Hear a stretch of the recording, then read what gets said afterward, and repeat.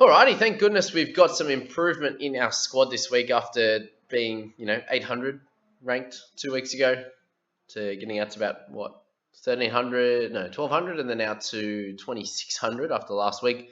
A decent round puts us back to 2041, and that did include me captaining Tohu Harris. So thankfully, a few of the guys, my fringe guys, really stepped up. Guys like Madison and Leilua were 63 and 55 respectively. It was really good. I brought back in Fafita to get 75 this week, so we'll take that. Played Verrills on the interchange over Manu for an extra 7 points. I thought him being starting hooker would have been fairly helpful, and them up against a good squad in the Storm there. I thought that more chance that Verrills would be better to get some tackles, for example, was kind of the thought process. Good to see Suwali actually get a decent score against them as well on the wing, so that was good. But still holding Brayley and Watson was great. So 86 for Watson, 46 for Brayley. Be interesting to see whether I decide to move him on fairly soon, Brayley, just with how much cash he's been losing. But he's down to 600k now. There's only so far I can go down if he keeps scoring in the mid 40s. So keep that in mind. Like, he's going to stop losing bulk cash very soon. He's going to lost the majority of it if you're holding on to him. Tohu Harris is, as captain, is a bit of a worry, but is what it is. Could have captained him or Fafita and decided to go with Harris, but there it is. What that cost us about 50 odd points, 55 points. So whatever is what it is. But yeah, the main issue now is going to be what happens with his shoulder. Is he out for 2 to 4 weeks? Is it going to be 2? Is it going to be 4? That's going to be the worry. If it's 4, then if you have enough trades, I'm sitting with 11s, probably just not enough. But you could probably try and move him on if it's 4. But if it's 2, you got to hold steady. It's just kind of annoying that we all, I suppose everyone has him. 93% I think in the top 5k have him. So not a big issue, but if the people that will win out of this are those that have 13, 14, 15 trades and can move him on and get him back in, or get a few more decent scorers in round 17. So that's that. Crichton and Harawira and I are both 46. Brought in Johnson this week for 71, which was a good pickup. So Johnson and Fafita, both really two really good scores, and Fogs there with 96. So being really strong there, back up to 700k for him, which is good. Bird and Averillo, both okay games, and it was great to have Roger there with 74 after a few lower weeks in previous games. So it'd be nice to see him playing again in round 17. If we lose Walsh, then the positive for me is that Roger stays at fullback and scores way better at fullback than he does on the wing. So that's the one positive from that. Dane Laurie might be time to move him on with 29, and then Nicho Hynes as well with 69. So interesting to see what happens with Pap, if he's going to be back in 18, 19 or 20, but looks at this stage that he should be back in around 18, which is almost 2 weeks away for him now. But yeah, so really a solid scoring round apart from Tohu. I don't have Peachy, so that didn't kill me at all. But the bench went really strong, and then just sitting there with Schuster and Walsh. So it'd be interesting to see who I decide to pick as a trade out. Schuster's probably a half decent option to move on at that price point. And how's he going to be when he comes back? Is he, if it's something that's lingered for a while, then it's obviously causing him some issues. So will he be able to produce his best upon return? Nicho Hynes probably on his last legs. Obviously, he has a bye this week, so will he even play as a starter in round 18, or will he be back to the bench? That's going to be the question going forward. I suppose the other thing is, backing up from Origin, will they just start him somewhere in the halves or at fullback? That's the other question to think of. So yeah, in terms of the team, so ranked 2041 right now, score of 996, and hitting into round 17, we have 11 trades to go and 196k in the bank. So the issue is going to be make sure I have enough cash left over to make sure I can get Cleary back at some point.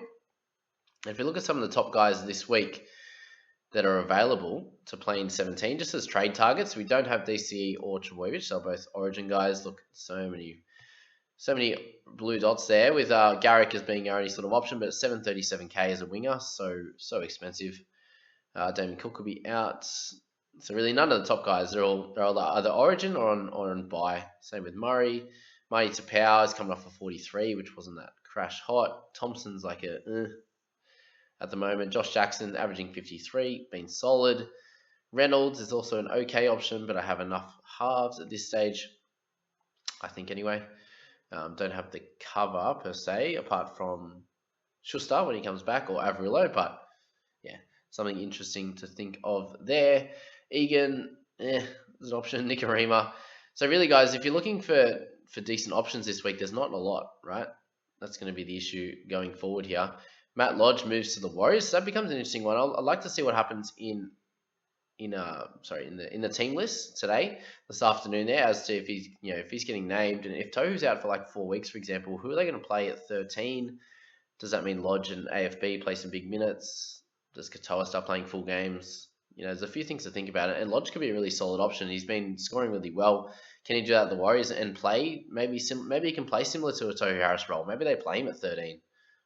They've got some decent enforcers up front. Maybe they got the Leeson Armours, they got AFB, they got all these guys. Maybe they need Lodge in the middle there to shore it up. Obviously run the ball well, but just tackle hard in there. So he could be half a decent option. And then obviously guys like Ramian are great in the centres, averaging 49. That's a good option there. Other than that, Lockie Croker, I wouldn't be touching him. And then it's just from there, it's kind of the cash outs, because Townsend's going to be out with his AC joint injury. There's really not too much else to think about. Cody Walker, people are talking about. I'm like, no. That's really it. And then you just start talking about all the cash out options. Do you want to pick AFB? Did have a massive game, but he also played big minutes. So who's going to be the big minute player? Is it going to be Adam Fanua-Blake? Is it going to be a Lodge?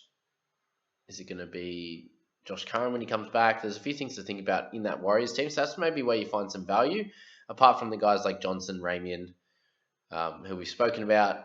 I wouldn't be going for Roger at this stage. There's just not a lot going on. So if I was to trade this week, do I do a cash out option and save myself some cash for following weeks when I'd be looking at guys like Ben Hunt, etc. So I think we'll just wait till team lists, and if there's a decent cash out options, then we can go I can go a Dane Laurie down to like a 250k guy and bank another couple 100k, and then upgrade a Brayley or Schuster.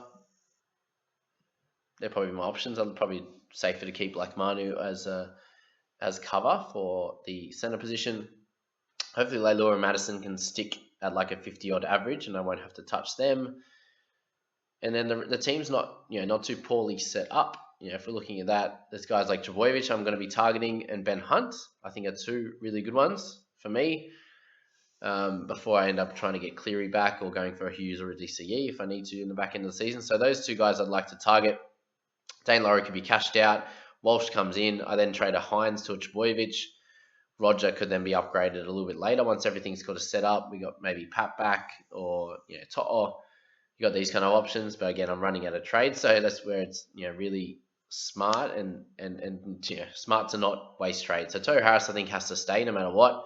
Unfortunately, even if it is a 3 to 4 week injury, and the rest of the guys just need to be either cashed out if they're a mid-range guy like a Schuster or something like that, or upgraded to one of the top tier guys. So I think that's where the team's at the moment. Let me know what you think you do with this squad at this stage. So ranked, obviously decent. The goal is still to get back into the top 1,000, which I think I can with 11 trades to go, and maybe only using a couple this week. I do have a fair few playing, actually. That's what we'll go through. So we'll just say Tohu's out for this game. We've got Corey as 1, definitely. SJ and Averillo for 3. Roger for 4. And they've got a few of the cash out options. So Verrills 5, Manu 6, Swali 7, and then Walsh or Schuster is maybe a possible 8 or 9. But I think Schuster's definitely should be out. It'll just be if Walsh comes back. So definitely 7 at this stage. If I was to make 1 or 2 trades to get like sort of 8 on the park, I think that's I think I'm in a better position than a lot of people this week. I'm seeing a lot of comments with like people with 3, 4, 5 kind of players. I think our people squad is sitting with 4. But that's sort of the main issue with the people squad now. It's like, okay, we have 4 players playing, but who do you pick up? Do you go for a Ramian or something like that? Do you just bring in a bunch of cash outs? I think that's going to be the smartest thing for me, is earlier on bringing in the cash out. So I could get some guns in those weeks, but then they're going to be playing in 17 and helping me out. So let me know what kind of, how many players you got playing this week, what you're looking to do with your squad. Are you looking to tear it up just to get some good scorers for this week? Try and have a look at other teams and see where they're at, and try and get sort of to the higher echelon of that if you can. If the higher end is going to be like a 6, 7, 8, then go for that. But I don't think many people are going to be having sort of 10 plus players, because there's no point just trading all your guns out just to have 10 this week. I think that'll be silly, and just with not many guns available that aren't playing Origin or have the buy, I think it's a smarter week just to get some cash outs in your team, and then bank some cash to really launch in round 18 or 19 to build your final 17 and get launch into the rest of the season and hopefully rank as high as you can with a couple of trades left. One per week would be ideal for the last sort of 6 rounds. But yeah, that's about it. Let me know if you enjoyed that, guys. If you like and subscribe, really appreciate it. We'll catch you in the next one. See you, team.